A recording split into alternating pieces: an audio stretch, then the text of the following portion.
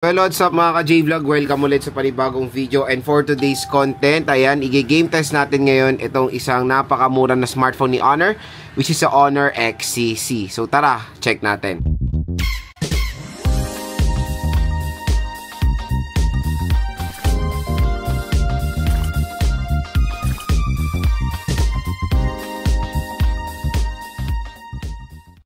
So yan, when it comes sa presyo netong si Honor XCC, I think ang SRP neto is around 6,000 pesos.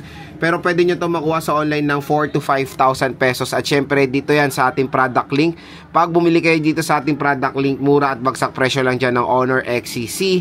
At don't worry, meron pa pong special voucher na naghihintay sa inyo up to 1,000 pesos off pag bumili kayo dito sa ating View Products. Kaya click nyo na yung View Products at dyan kayo bumili ng Honor XCC dahil official store po yan ni Honor at bagsak presyo yun po diyan. So when it comes sa chipset ng Honor XCC, meron po itong chipset na MediaTek Helio G81 Ultra with 6.61 inches, and this is the 6GB 128GB of internal storage. So yan yung about phone niya, 6GB 128. So let's see if this smartphone can handle yung mga modern games today. So 4 games ang ating itetest since hindi na magkasya ang Wuthering Waves dito sa 128 neto. So ML, Genshin, Honor of Kings at COD. Kasi Genshin is almost I think 40GB or 30. Tapos ito COD 20GB na. So tara. First na lalaruin natin is ML. So map quality ultra, refresh rate high, resolution HD, naka-on ng outline at shadow. Ayan. At syempre naka-full download na resources dito.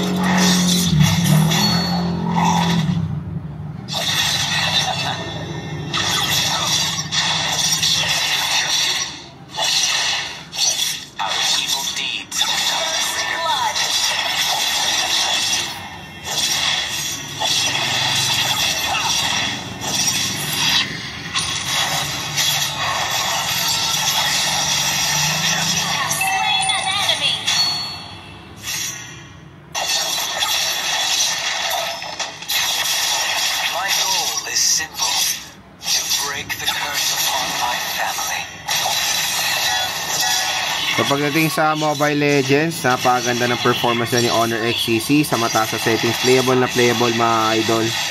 At manigurado makakalaro kayo ng Mobile Legends ito ng napakaganda. So next naman is Honor of Kings. Ayan. So graphics natin nasa high, resolution ultra.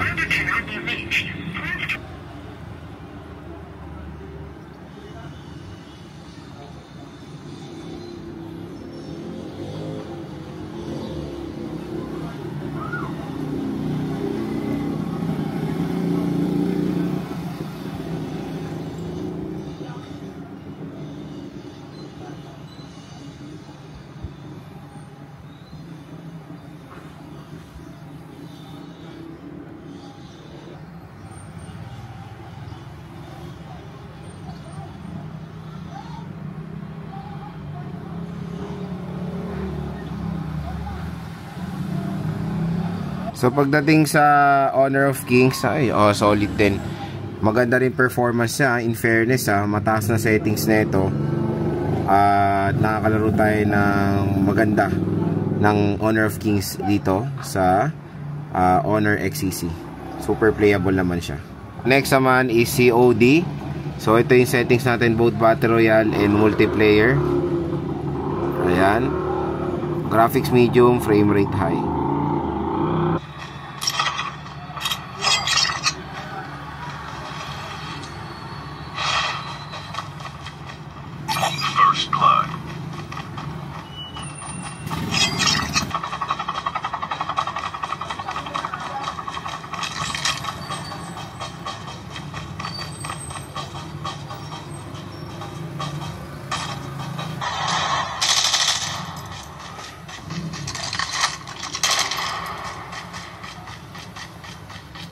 So pagdating sa COD Battle Royale, Ayan, napaganda rin ng performance dyan ni Honor XCC.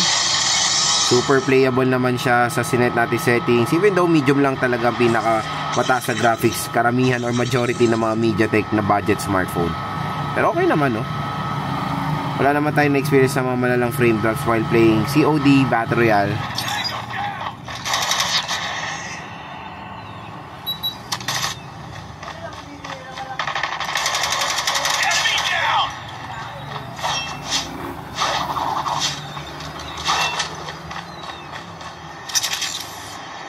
Enemy in sight. Headshot.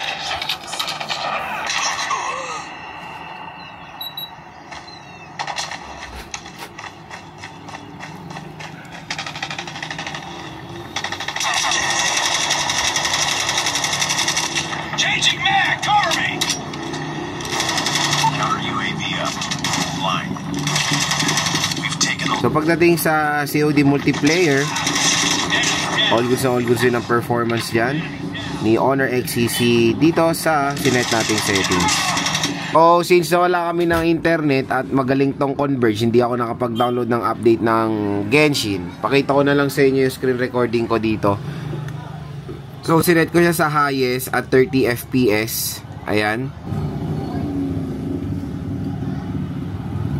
Ayan, medyo ano lang, slow movement siya pag niro-rotate natin. Sa high settings to, ha. Ayan. So yun, nakikipag-battle tayo. In fairness, nakakalaro naman tayo, pero tingnan nyo sa high siya. Nagpe-frame drop siya at meron mga slow movement. Kaya kung maglalaro kayo na matagal ng Genshin dito, I suggest iset nyo na lang sa pinakamababang settings. Pero tingnan nyo, okay naman ang performance niya. G81 to, ha. In fairness, malaki talagang tulong ang RAM, mga J-Vlog, pag naglalaro.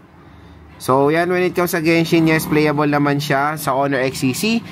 Pero iset nyo na lang sa pinakamababang settings para mas kaya niya pa. Then mga ka-J-Vlog, ang ating game test dito sa Honor XCC. So in fairness, lahat naman ng tinest nating games ay playable sa smartphone na to. Sad to say, hindi ko lang na-install yung WUA dahil full storage na yung 128 niya agad. Hindi ko ikalain na ganun kabilis na yung 128, especially sa mga heavy games. Kaya 128 talaga pinaka-minimum na pwede na natin magamit for gaming ngayon 2025 or going 2026. So in fairness, for the G81 Ultra, na-meet niya, na beyond expectation ko siya. Kasi syempre G81 Ultra minsan sa iba ayaw na yan or masakit na sa tenga at ayaw nila yung performance. Pero no, maganda pa rin ang performance ng J81 Ultra. So sa kanyang price na 4 to 5,000 pesos, napakasulit. Na-handle niya lahat ng mga tinest nating games, including Genshin Impact. So yun, kung i-rate ko yung gaming performance na for its price sa 4 to 5,000 pesos sa online, ang score ko dito mga J-Vlog nasa 8.5. Kaya kung interested kayo dito sa Honor XCC, definitely a must buy rin siya. Hindi siya mabagal na smartphone.